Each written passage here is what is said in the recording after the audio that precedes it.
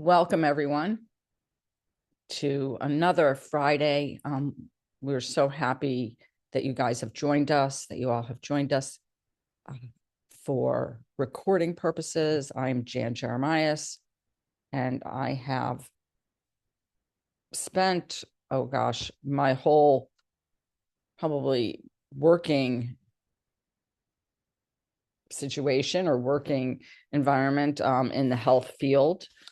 Interested in health always, but actually doing it for work for many, many years. I work now in holistic health and more integrative health and well-being. My passion is yoga, nutrition, meditation, breath work, all around helping people live healthy lives and offering people tools upon which to do so.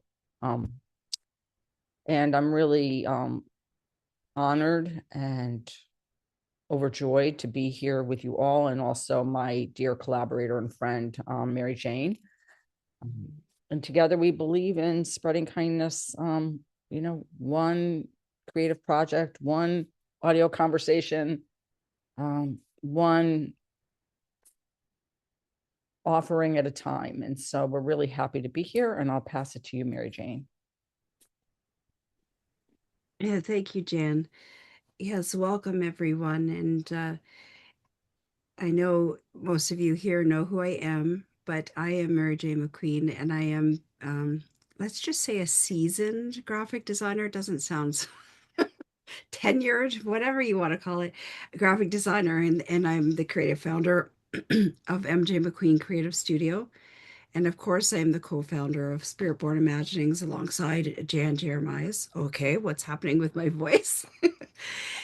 And in this space, we really love to hold a gentle, intentional conversations and meditative experiences really that invite you to slow down, soften, and reconnect with yourself. Um, we hope that you find the same, that Spirit Born Imaginings is a place of presence, compassion, and curiosity, and where mindfulness, breath, energy awareness, and creative reflection come together to really support self kindness and inner transformation. And as always, the reminder there's nothing you need to do or achieve here, only an invitation to arrive exactly as you are in this moment. And this morning, or morning for me, I'm going to begin by offering a poem. It's by Becky I don't know why I have a hard time with her name, Hemsley. And it doesn't actually have a title. So it reads like this. You told me just the other day your hope was fading fast, as if the sunshine in your soul was never meant to last. But darling, look around and you'll find proof that light can thrive, that even in adversity, hope keeps itself alive. For rivers know the weight of stones, of rubble and debris, but still they carve their way along until they reach the sea. The mountains know the highs and lows of silence deep and wide, and yet you'll find wildflowers clinging to their sides. Flowers that, for just a while, are nowhere to be found until the roots remember that there's life above the ground. And even when it's stormy and the trees are forced to bend, they know their leaves will still return when winter meets its end. So, when life's feeling heavy and the sky keeps throwing shade, when darkness seems inevitable, your light begins to fade. Yes, when you're close to breaking and you think your sun has set, remember what the wild things know. There's a sunrise in you yet.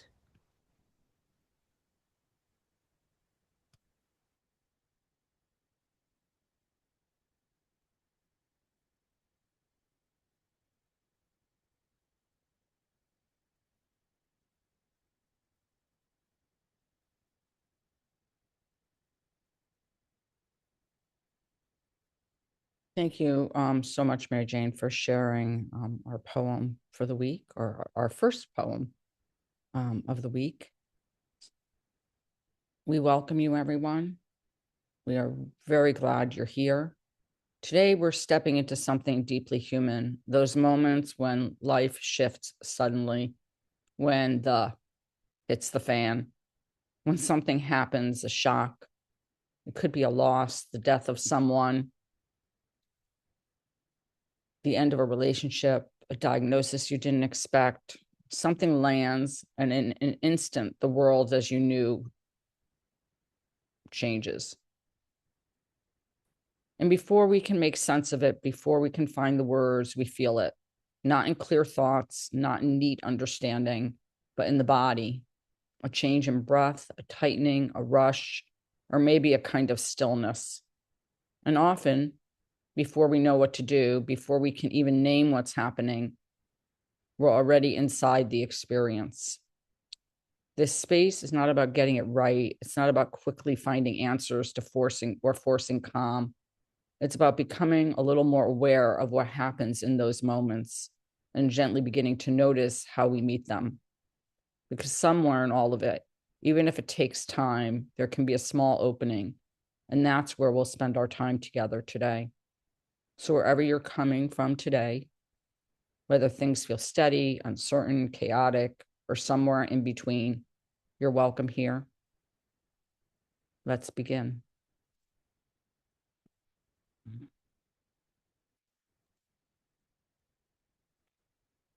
Well, as Jan and I were preparing for research for this conversation, it's been interesting time overall, and it's true. Life has a great way of sending us curveballs when we least expect it. And I can only vouch for myself that that has definitely been the case for me. And so yeah, it's it's another day. That's all I can say. Mm-hmm. Yeah.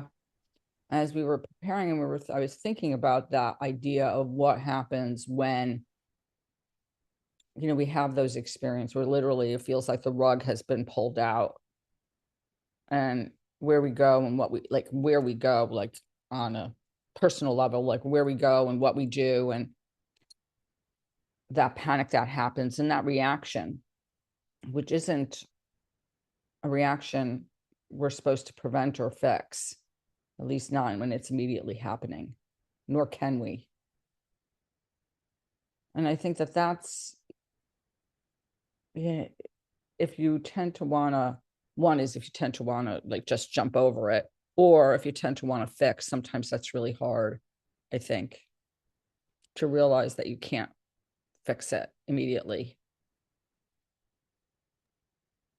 Absolutely. That's that's kind of what I was sharing with you, wasn't it, Jan? Is in my case, it's like I feel like I should be, you always feel like you should be doing something, um, or at least I feel that often.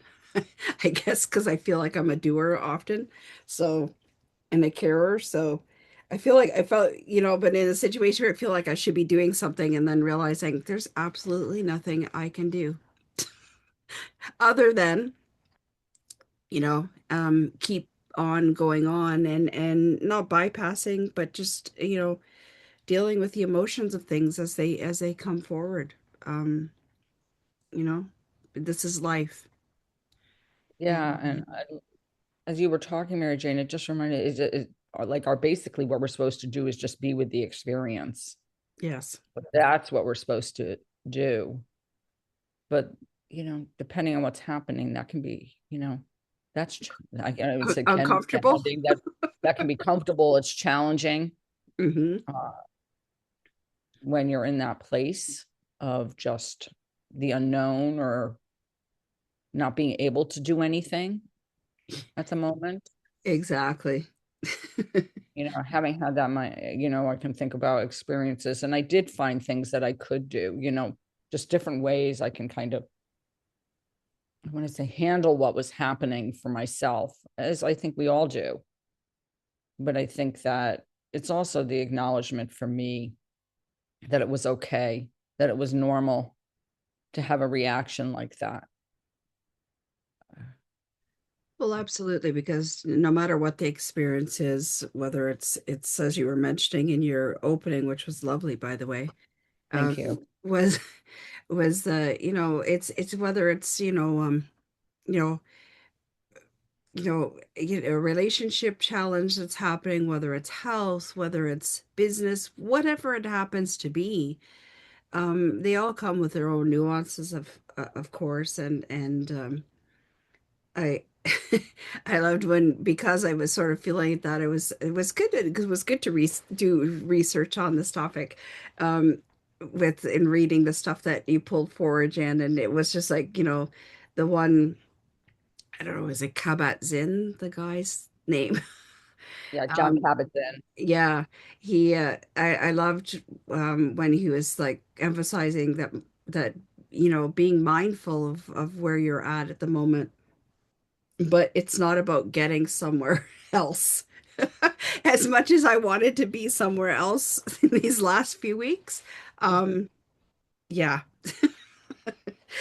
it's not about getting somewhere else. That was a really good reminder for me. I think it's a good reminder for everybody. It was a wonderful article on mindfulness. John Kabat-Zinn is the creator of MBSR, mindfulness-based um, stress response and stress work, and he's an amazing, amazing person and professor. I think professor emeritus actually. Um, and he has been talking about mindfulness for 50 years or 60 years. And it was so interesting to read some of what he said and realizing and hearing myself in his words of like, it was like, for me, meditation was always a way of like to get beyond something or to like not experience, almost not experience what I was feeling, because it was like this great way of escaping. It was like, oh, okay, well, I can just focus and not think and, focus on my breath and all my problems go away for a moment. And really, it's about being present with whatever's there at the moment. Like it's really being truly present for whatever you're experiencing. And That's a really and good point, Jen. and the fact that is like you're not trying to get away from anything. You're trying to be with whatever is, Hmm. not necessarily attaching to it and getting so like, letting yourself travel down, like, I say, like all of a sudden you have a thought and you travel down that highway, but just allowing it to be there. Yes. And if you are, as our society is a society of doers, I think it's very hard for us to look at something from sort of almost like you're in it but you're out of it, you're outside of it, and kind of try to give it a little space. I think he talks about giving it space, and I think that's really hard. We don't want to, first of all, because a lot of those thoughts and feelings are scary and overwhelming, and um we don't know what's going to come next, and as we all know from different things.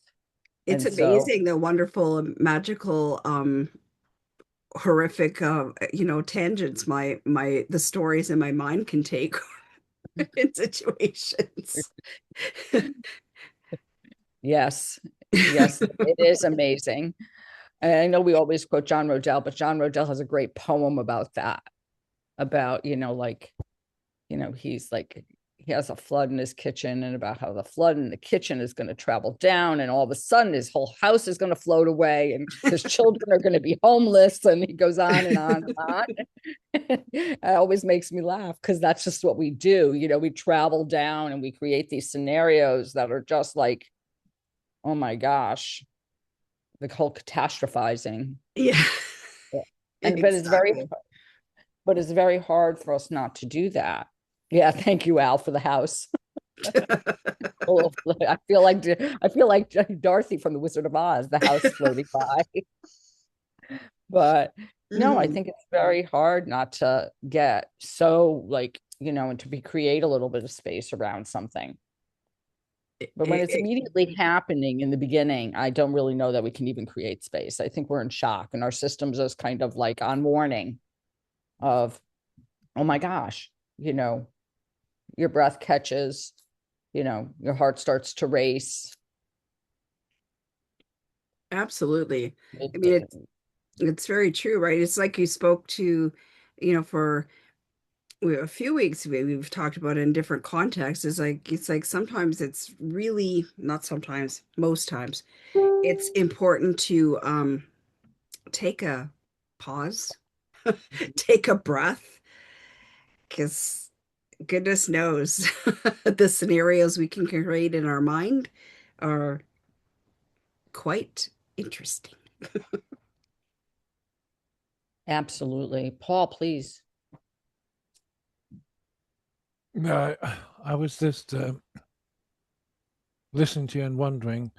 You talk about the catastrophizing, but if you can turn the catastrophizing into, if you start with the end in mind, um, sort of thing, and you think I think Stephen Covey talks about it, but Cowie, and then if you start with the end in mind, but I mean, and even if your mind's catastrophizing and you can just go, well, can I really not cope with that?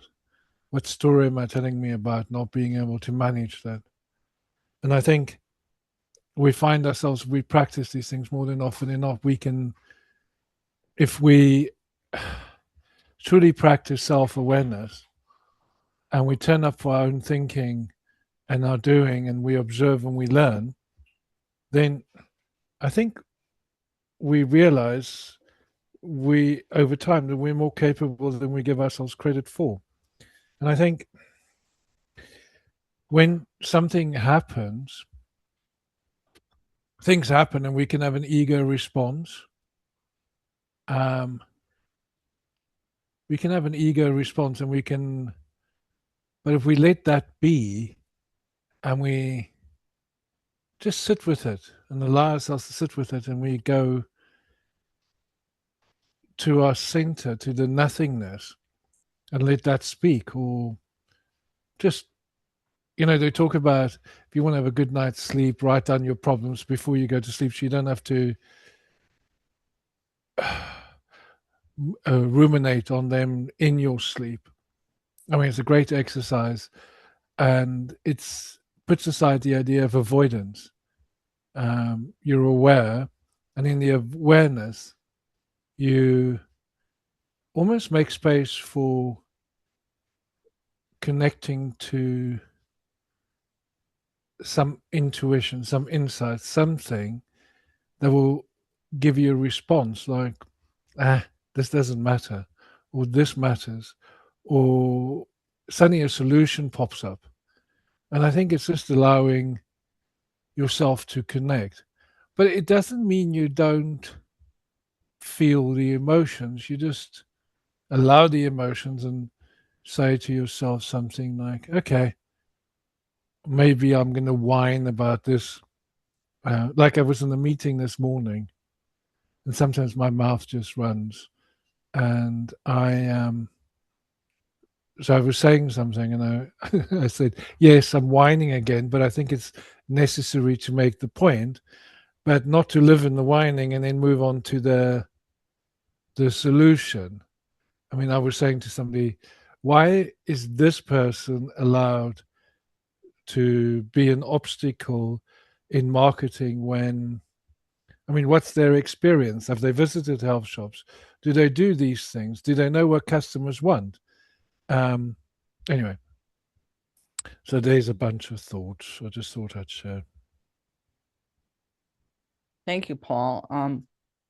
So much. Yeah, one of the things I think you mentioned, or what I think you were saying that resonated, and I know for myself, I've started doing a lot more is like to prevent myself from catastrophizing. It's this idea of like, well, so far in your life, you've handled, all these different things. And so, this too, you will be able to handle, you will figure out. And so I think that that's, when I get panicked about something, it's like that, acknowledgement to myself that, you know, you'll take care of it. You'll deal with it. You'll find out how you need to take care of it. You'll talk to people, whatever it is. And then in that space that you were referring to, I was thinking, I think it gives you an opportunity to get creative. I think when you're in that kind of very stressed, overwhelmed state, there's the mind is running so many directions. There's no room for anything. There's no room for thinking outside the box. There's no room for getting creative and coming up with different ideas, or even thinking to yourself, okay, just one step. What's the next best step I can take? Like there's no space for that at all. So if you can get that little bit of breathing room around it, then all of a sudden you're like, okay, you know, and I think sometimes that's all the space you need, but you need that space.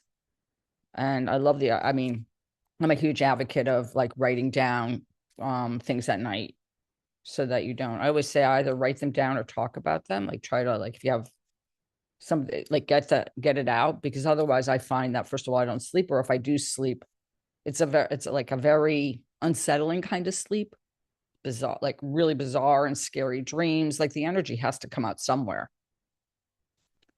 is my experience. Yeah, I agree because usually if I don't you put it down somewhere, either, I always feel like I'm like laying down a brick of or a burden or whatever, just like sitting it down, something that's there because it's true. It's like either yeah, it's either I'm not a restful sleep, or it's gonna be coming out. It's usually in some weird, strange ways. I guess it's my creative brain at work in my sleep. It comes out in strange, the lesson or whatever it is behind it, the feeling behind it is comes out in my dreams. And so, yes, it's not a very peaceful um feeling. It's usually better if I um write it down. It's not that I'm not thinking about it, but it's just it's like laying it down. Is like somebody was saying to me recently, is like it's like, putting it in a basket and putting it at the feet of the divine, going, okay, you deal with this right now because I need to sleep. So it's just an interesting way our minds work. Literally is, you're tired, so if you're Yeah. time for me to sleep, I'm tired right now, and you take care of it for now. Yes. It's like And you could babysit this thing. that's right. But also, that to what Paul was saying, that higher, that basically whatever you want to call that part of yourself, the higher part of yourself, the all-knowing, the intuitive part, that gets to take over, because the thinking mind, um, or the ego has been put aside a little bit. Hmm. Um, Yeah, and I think the absolutely. other thing that, for me, that I have to limit is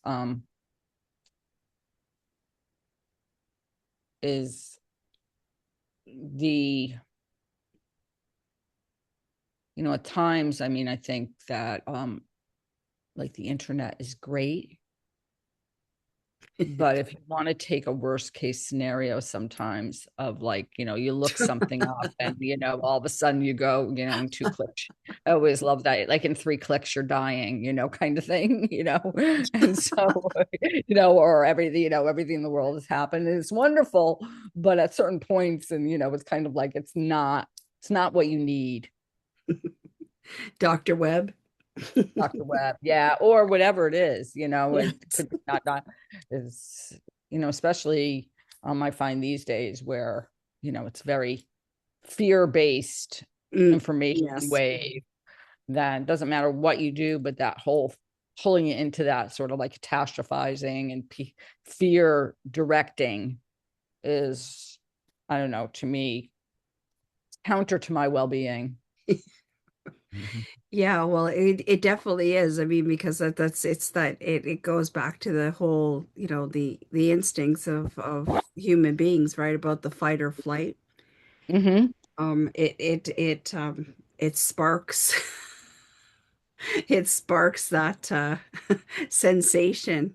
sometimes on a daily basis. So, yeah, it is. I mean, obviously, I mean, this is something that we've, you know, I mean, but instead of fighting or flighting, um, maybe it's better just to take some time to, you know, to take that pause and to let it just let it sit.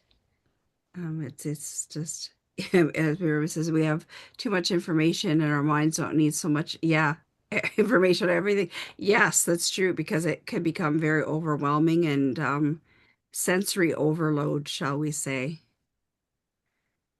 And Absolutely. And I think the combination of having something happen in your life and that sensory overload, I mean, I think the whole reason that we go into that sort of fight, flight, freeze, or whatever is that protective mechanism. And I think that fawning or freezing is the brain's tendency to keep itself safe and not overwhelmed. yes, Yes. So I think that that's the feeling is it, where you're, and it's kind of like after you've had, like, where your brain gets tired and your brain's like, no, I can't really handle any more than this. Like, I'm full. yeah, And yeah. And I think that, and that can happen on a daily basis, depending on, what's happening in your world and the fact of overstimulation and not unplugging literally yes, for periods of time. And I think we all need to unplug. I mean, yes. yeah, Paul lives on the beach now, I think, so he can, go take a walk on the beach, go take a walk, Oh, get outside, that was glorious. yeah, yeah, get outside, be in the sun,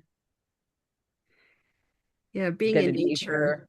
being in Hmm. nature is a good is always a good thing for me. Yeah, me too. Paul, please. Well, Tony was just saying to me, "Are we going to go for a walk?" I mean, and you can literally tell me now to go and take a long walk with a short pier because there's a lovely pier into the water uh, where people sit and fish.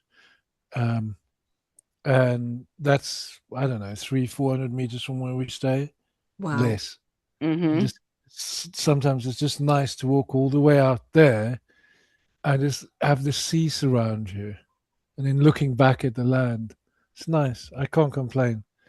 Um, it's nice. I was just thinking two things. Um, don't know. You, I was writing a post yesterday, a blog post for my website, and that was about the human givens. They have such a great practice, and where you check in with yourself every day in the morning, and you check how you're feeling. How stressed are you? What's your capacity for the day? And it's not an excuse not to turn up, but what you can do with that is saying, well, okay, I feel like I haven't had a good night's sleep. Well, I've had a good night's sleep. I can take on everything. Or, well, I haven't had the best night's sleep. And, I've got these big tasks to do. And I know Brian Tracy talks about eat the frog, but I think you sometimes just choose the frog for the day. Don't have all three. Choose one, which is, you know, the one that needs to get done. And if others can wait a day, let them. Because often you just want to get stuff done because, oh, you're thinking, oh, my, the stress of not doing it, or I need to get that done, and all of this. You put pressure on yourself. And the other thing I was reminded of the other day again is the power of prayer. Not in the sense that I'm religious, but in the sense that prayer is actually really good for wiring the brain. So, and I thought to myself, you know what? I can't let the religious people have it all. So, why can't I tap into the universe as a source of prayer, consideration, thinking, and rewire my own brain? And just, I mean, I'm probably more more, yeah, capacity. Yeah. Um, I'm probably more. I always think one of my spirit guides is um, a Indian chief or something. Always have a picture of an Indian chief as one of my spirit guides, anyway. And so I probably relate more to that kind of thinking, talking to people on the other side, spirit guides, etc., and just bringing that into for me. Each to its own. I'm not starting a religion or a dogma about how things should be. But that for me is, I think, is a really good way to know that you're sort of you're accepting there's more and you're connecting to it. Yeah, I think that Mary Jane just mentioned the word capacity in the chat, and I think that I was just having this conversation with someone the other day, is that it's not something we're taught to do. Like, what do I need today? How do I feel? Kind of looking at, whether we slept well enough, like physically, how do we feel? Do we feel scattered or do we feel focused? And, you know, and so what do I need today? And I think that, it's something I like to do every day as I get up, and I like to share with people because I think it's so important. And it's not something we necessarily take the time for, or that we even feel, I don't know, since we're not taught it. Sometimes I feel like it's almost like we feel like we need permission to ask those questions, which is really, it's kind of silly, but I think that we tend to ignore how, like, we just got to get things done, or we have a specific expectation of how, or others have a particular expectation of how we're supposed to be in the world. And Tonka has definitely an expectation of me most days. Um, she's barking at me at the moment.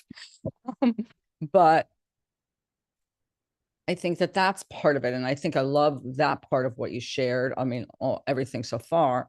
And then I think that prayer is very powerful. However, whatever you perceive prayer to be, and to whatever entity you decide you're praying to, the universe, energy, God, um, you know, whatever that is for you. But I think it is very important to um, have that feeling of being able to express and ask for guidance, or um, support in some way if you're going through a challenging times. And I think that it's really powerful. I mean, there's so many, I think there are a number of studies out there about, where they show that people praying for other people, like they don't even need to know that people are praying for them. And they, you know, and they feel, and they physically, emotionally, spiritually are different. So I think there's something very, very powerful on that. And I think that in today's world, where I don't know that that is necessarily, unless you happen to be religious, but outside of the religious world of, affiliated with a particular religion, I don't know how often that is done. I mean, for me, that's yoga, it's just, it's a time where it's quiet. And literally every time I bring my hands to my heart, I'm like, it's with intention or prayer. And then, a lot of people refer to it as, it's a prayer you make with your body. I like So, that. It's a prayer you make with your body. It was kind of on that same thing. I was just thinking is like, prayer can take many forms. I mean, we often think about it um, in one sense of like putting words and thoughts out there or whatever, but why can't, prayer could just be as easily being filled with gratitude, taking a walk in nature and enjoying the sunshine and just truly appreciating it. I mean, for me, that could be a form of prayer too, because it's often that sense of gratitude of being able to breathe and take in all of the beautiful things around, whatever it is. I mean, there's so many things that we get bombarded with that are perhaps not the most things that we would feel grateful for. But of course, they in themselves are have their benefit too, because it shows us the gift of contrast, right? The things that we don't want. So, Mhm. but I just think prayer can take many forms. It can just be simply standing in the middle of a forest and breathing in the scent of the air and the sunshine or the breeze on your face, or as Paul was talking about, standing at the end of the pier and just taking in the ocean, the sea around you, and then looking back to land. These, to me, can be forms of prayer as well. Absolutely. I think it's a wonderful reminder. The other thing I think that it makes us feel, let alone that it's prayer, I think we connect it with something that's larger than ourselves. Like, and so this idea of, outer support and that we're not alone, um, is the feeling that I get. It's like this connection to something greater than myself. And that's what, like that feeling of being in the forest and you take a breath, and that however you believe the world was created and all this got here to begin with, like there is this energy or power that's greater than ourselves, and that we get to participate or co-participate, co-create with that. And I think that for me, is really, um, It's feels power. really, yeah, it just feels safe, and Mhm. um, like you are not alone. And I think that that's, I think so much of the time when we go through something, that's the first feeling. Like we tend to feel like we go inward, we protect, and I think we do feel somewhat alone. Yes, that's And that's very true. and then I think the other thing that happens, isn't it? It's important as we sit there and we get a little space to also share it, I think, because then we realize that other people have gone through something similar and we're not the only one. Because I think otherwise we feel like we're the only, like there are points where you're like, I'm the only one who's ever gone through this. And that's not true, but that's the way you feel. That's like those are the words in your head of like, you know, and then you realize that everybody has gone through something. It may not be absolutely identical, but very similar, from illness to loss to, financial challenges at one point or another to work challenges, relationship challenges. It Yeah. happens to everybody. Yes. Well, exactly. I mean, it had a reminder of that. It was on a group online the other day, and it was just interesting because we were in a breakout room and we were talking about, what was actually talking about the power of community and being vulnerable enough to ask for support, and whatever that is, be that through prayer, be that from friends, be that from whatever it is that you need, at the time, but being vulnerable enough to ask for the support and care that you need.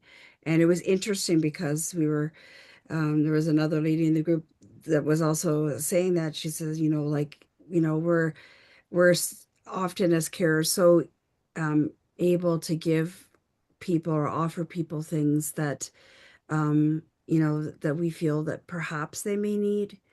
Um, but boy, when it comes to being specific and asking for the support that we need in whatever it is, so that we can get from this curveball to the path forward, moving forward and feel it's like being empowered, being surrounded by love of community.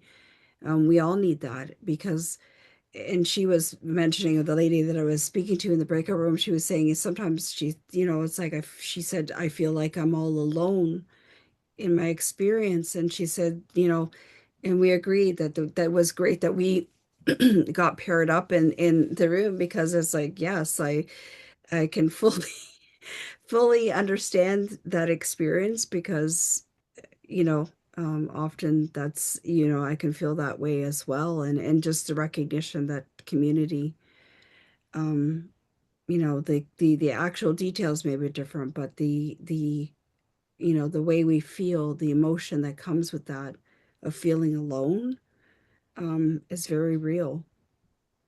Hmm. And I think sometimes just knowing other people are like thinking of you Yes. or and reach out is that enough, like they don't really particularly need to do anything, but just to say, how are you, or thinking of you, or sending, prayers or love, you know, I think that means a lot. And I think Yes. it carries through. And then you realize the power of a network or the power of a community to be able to carry people through situations like that. Mhm. It was reminding me of when my dad was ill. Um, people will say prayers all the time in the Jewish faith of Psalms and things like that. And so my brother went to synagogue. I think I don't. I mean, he basically goes every day, so I'm not sure, but I think it might have been the Sabbath. And there was somebody, my father was in the hospital in Florida. My brother lives in New Jersey, so the guy was somebody visiting from England. And so my brother went up and introduced himself and welcomed himself. He said, my name is Zeb Jeremias. And he said, Jeremias, I know that name. He's like, is your father sick? And my brother said, yeah. He's like, oh, we've been saying Psalms for him. Wow. And it was like, all the way from England, it was just so like my brother was so taken back, it was like, how did you hear? And so then they went through this, this whole thing about, who knew who or whatever, and how he had heard about it or whatever. But it was just so beautiful to think that, somebody across, thousands of Pond. miles away was, yeah, across the pond, so to speak, exactly across the pond, was praying for him, and I think that that means a lot to no matter what you're going through, no matter what the Absolutely. situation is, but just to know that there are people out there that are thinking of you. And Exactly. And also realizing that we can just by simple act of kindness, whatever that looks like, even if it's a listening, sending a virtual hug, just being acknowledging that you're present, can make a huge difference in the world for a person, mhm, anyone, someone that may be needing that. absolutely, I think it means a lot to people to know people are thinking of them, or thinking about the people they love. Yes, absolutely. It's Tonka always appreciates when people send him loving energy and prayers when he's not feeling well, which has happened quite a lot lately. So it's yes, always appreciated when people like send messages asking how he is, or even comment yeah, and recognize, that he's a family member in my house. yes, absolutely. He Uh, actually rules the house, but that's besides the point. Shh, don't say that out loud, Jan. He might hear you. He might hear me. I don't think it matters. I think he knows anyway. Oh God. Oh my But goodness. but this has been such a beautiful conversation, and I think so important because I think we need to realize that this community alone, not alone, but this community is a community of connection. And I think that we all are here to support each other Mm, and to, with whatever we might need um, at a given time. And that might be absolutely. suggestions, advice, a listening ear, um, anything. And I think that, I see 100%. Thank you, Austin. And I think that hopefully everybody knows that that's what we wanted to create, Mary Jane and I. And that's Yeah, very important to us yeah, that absolutely. everybody know that. I see Al raised his hand, Yeah, I so can know. I can I'm I waiting. guess? I guess. Yeah, yeah, I know. Uh, Yeah, I like the what you say about John Cabot, right? So I just was Googling and I found John Cabot. John Cabot is an Italian navigator and explorer. So if we are not at the crossroads, So he is the top 15 famous explorers who changed the world. He's an Italian, and Yeah. he was the first known European to reach the North American mainland. And I think it was and so after Christopher Columbus, it was in 1497, the 15th century, that Yes. he actually went to Newfoundland. So it was part of the Canadian American side. So, so Mary Jane to be proud. Yay, And Canada. yeah,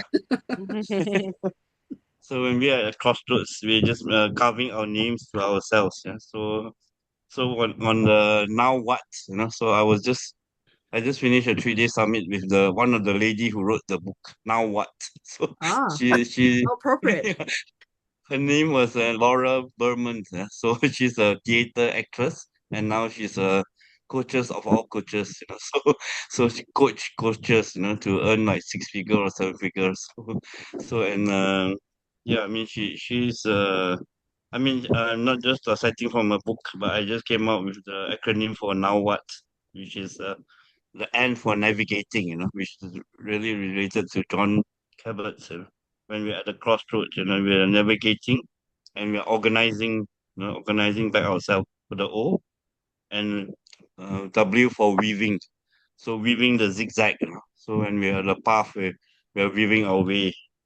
And what will be like at times when we're facing challenges, then we are withdrawing the symptoms, So we just have to pause and stop and just withdraw from whatever the challenges, and instead of and the H will be hailing, So sometimes instead of driving to the destination, we just hail for the taxi or hail for the Uber or something. So and the A will be back to alignment, and T will be for driving. So this is I'll put that in the chat for now. What the acronym? Thank you. I'll have to share that one with a friend of mine who says that all the time, Al. Now what? Or so what is the other one she says. Whenever something happens, she's like, so what? I So love it. My favorite thing for saying is when something happens, for fuck's sake.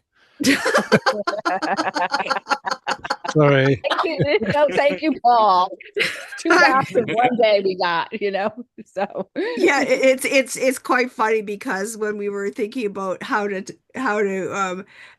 title today's topic and theme, originally we were talking about, thought we would think of something that was like, oh, when expletive hits the fan. So I said so that's what I wanted to call it. Mary Jane is like, if we call it that, we might shock people a little bit. So we maybe they didn't, need a shock, Jan. Maybe they maybe do. Well, they maybe do. you'd have a load of people turn up then. Yeah, That's maybe. right. And That's what share I your thought. experience of shit hitting the fan. I mean, Yeah. sorry, expletive hitting the fan. So true. I mean, We've all experienced that this week, huh? yeah. And then all of a sudden you're like, I was thinking about it because, how quickly you can move into that space, and so, something happens and how immediate like it is.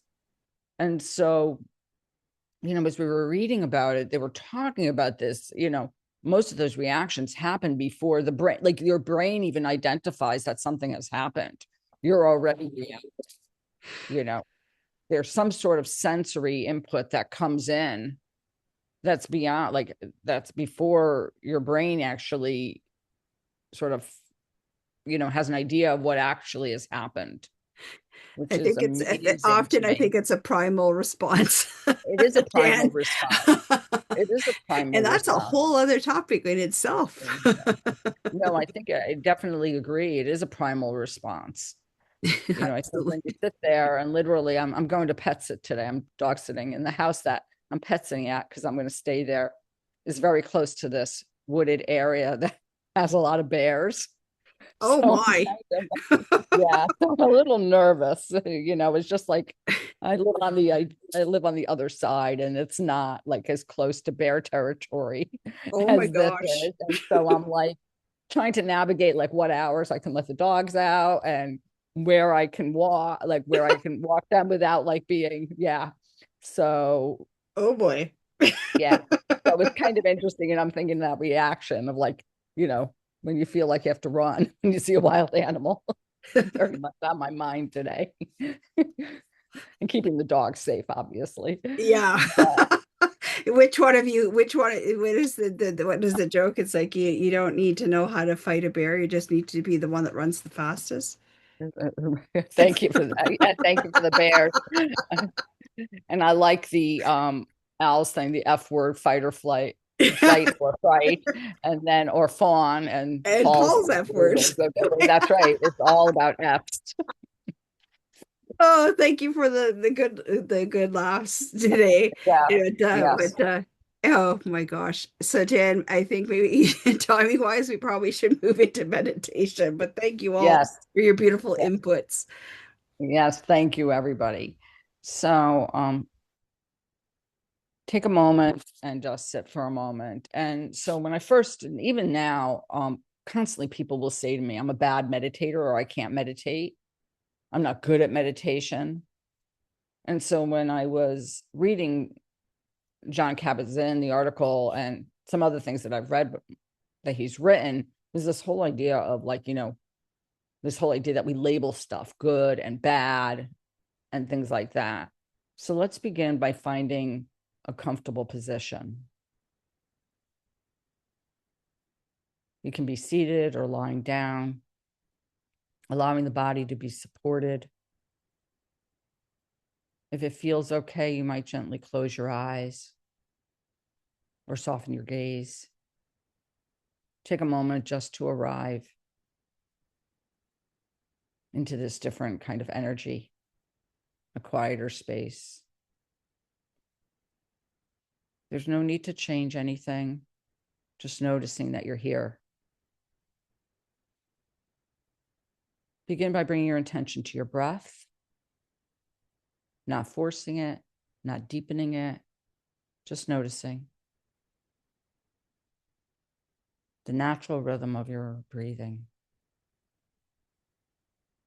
The inhale and the exhale. Perhaps feeling the breath where it's most obvious. The nostrils, the chest, or the gentle rise and fall of the belly. And as you rest your attention here, you may begin to notice other sensations in the body. There may be areas of ease, areas of tension, warmth, coolness, tightness, softness. There is no need to change any of it. Just noticing. If the mind begins to wander, that's okay. That's what minds do. Gently, without judgment, bring your attention back to your breath and to the body. Again and again. You might begin to expand your awareness now, not just the breath, but the whole field of your experience. Sensations in the body, sounds around you, thoughts as they come and go. Let everything be just as it is. And if something feels strong, a sensation, an emotion, a thought, see if you can meet it gently, not pushing it away, not holding on to it, but simply allowing it. Almost as if you are making a little space for it. You might silently say, this too is here.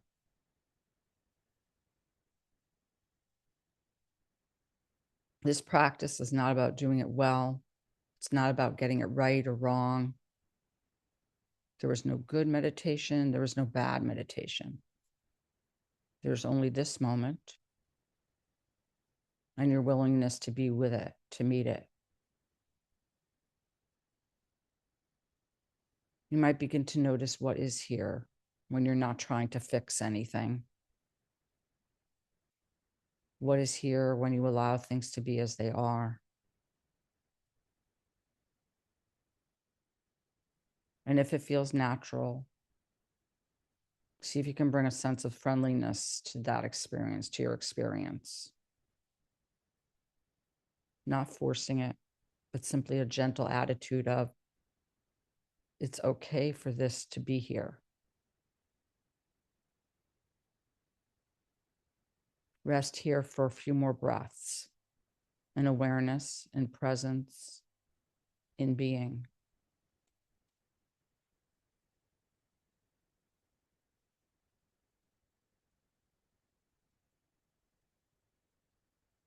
And when you're ready, gently begin to deepen your breath. Maybe wiggle fingers and toes. And slowly open your eyes.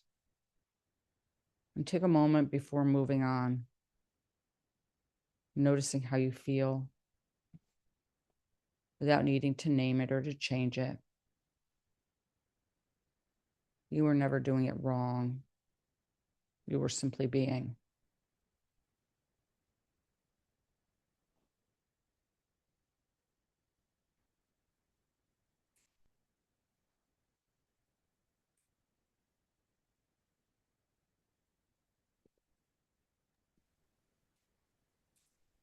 Thank you, Jan. Definitely needed this morning. Mary Jane, you want to read our final poem? Yeah. It's Becky Helmsley Day, apparently, because she was definitely popping into my awareness a lot this week. So this one is called The Power of One. Is one leaf can disrupt a whole army of ants and can leave them all scared and confused. And it takes just one word, even one from a stranger, to render our self-esteem bruised. It takes just one flick of a switch in a light room to promptly turn everything black. And it only takes one hand to push us too far, just one straw to break our camel's back. It takes just a moment when all is aligned for the sunshine to blot out the moon. And it takes just one foot to kick us whilst we're down, just one sprinkle of salt in the wound. And yet, when we think of ourselves as the one, then we think we've no power at all, that we won't make a difference when this world's so big and we feel so incredibly small. But it takes just one leaf to announce spring is coming, one seed for a flower to grow, and it takes just one hand to stop someone from falling, which might mean far more than you know. It takes just a word to make somebody's day, just one switch to turn dark into light, and it takes just one foot to stand up for someone, just one sunrise to soften the night. So harness the power of one for yourself. It's a power you've held all along. Yes, I know that you think you can't change the whole world, but you can change the world for someone.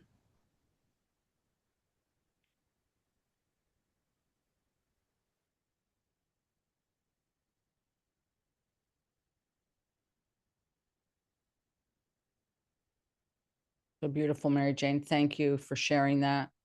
And thank you, everyone, for joining us today. Please take a moment, as always, and feel free to connect with us during the week. We greatly appreciate it if you could go to the YouTube channel, maybe share the recordings.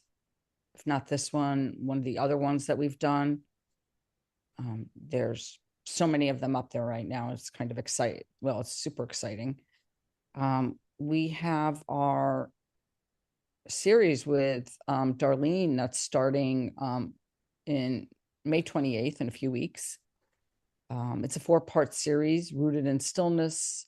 On the summer series, a 4-part journey of reawakening joy, play, and wonder. And it's 4 Thursdays at 7 p.m. So that should be great.